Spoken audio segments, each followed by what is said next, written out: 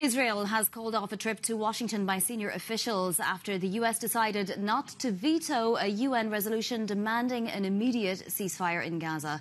Let's get more now from Bloomberg's Khraiche. How significant is the actual resolution that did pass? I mean, it's significant that a resolution passed in the first place. Exactly, and this is the first resolution in the UN Security Council to pass and openly calling for a ceasefire in Gaza since the October 7 attacks. There have been several attempts, but these attempts have been obstructed, of course, by a veto by the United States. So the resolution itself calls for a ceasefire. It also calls for the release of all hostages. And what the U.S. is saying, why we abstained, is because it does not explicitly condemn Hamas's attack on October 7 that pretty much kicked off everything. This is quite significant because it's the first time, the world is asking collectively Israel for a ceasefire in Gaza. And of course, the U.S. abstaining from it is a first, and it is not surprising, as we kind of knew what the U.S. was heading into, given that Israel was not heeding any of its calls or listening to its demands for more restraint, more humanitarian aid into Gaza. What is Israel signifying, though, by not sending this delegation to Washington? I mean, people are in Washington from time to time. Yoav Gallant was just there speaking with Anthony Blinken.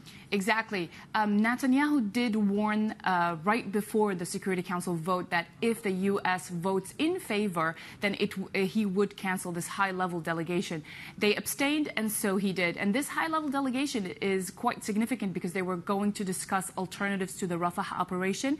And also, this was a request by President Joe Biden, and him canceling it is kind of signifying that there is, adding to the restraint that's already in this relationship. But for me, a rupture in this relationship completely is not yet going to happen. Israel is still the U.S.'s main and biggest ally in the region, and this long-standing relationship has actually weathered many storms before.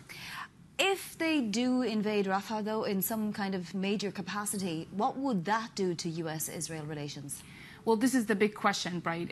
Would Israel go ahead with the Rafah operation? And the question still is, what can convince Israel not to go ahead with this?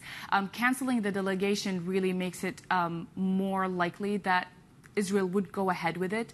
I think that would add more restraint onto that, adding global international pressure on Israel in the region as well, isolating it, and you have the possibility of just mending or actually coming with normalization ties with Saudi Arabia would make it even less and less likely.